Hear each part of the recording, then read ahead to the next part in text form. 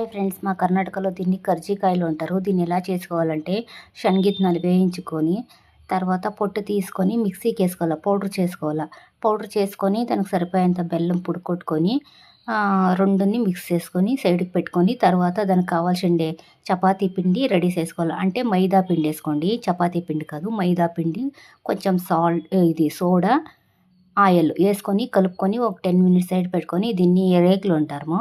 దాన్ని అన్నీ ఒకేసారి తిక్కొని సైడ్కి వేసుకొని, ఇలాంటి ఒకేసారి వేసుకుంటే తొందరగా అయిపోతుంది. తర్వాత కుడాలు ఒత్తేది ఉంటుంది కదా, దాని మీద ఈ రేకు వేసేసి సుత్తులు కొంచెము వాటర్ అప్లై చేయాలి. ఎందుకంటే అది ఓపెన్ కాకుండా ఉంటుంది. ఆయిల్లోకి వేసిన తక్షణ ఓపెన్ అవ్వలేదు, గట్టిగా ఉంటుంది.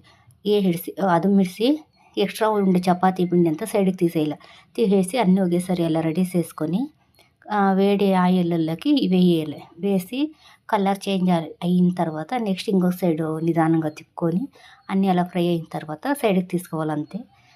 ఇప్పుడులోకి కావాలంటే మనము ఒట్టు కొబ్బరి ఉంటాం కదా, దాన్ని కూడా వేసుకోవచ్చు, బాగుంటుంది. నా దగ్గర లేదు కాబట్టి నేను బరీ శనగిత్తనాలు బెల్లం మాత్రం వేసుకున్నాను. అది వేసుకుంటే ఇంకా టేస్టీ ఉంటుంది, అంతే, రెడీ అయిపోతుంది. దీన్ని 2 మంత్స్ కావాల్సిన పెట్టుకొని తినొచ్చు, ఏం పాడేయలే, చాలా బాగుంటుంది. ఒకసారి ట్రై చేసి చూడండి ప్లీజ్ ఫ్రెండ్స్. నా ఛానల్ సబ్స్క్రైబ్ చేసుకోండి.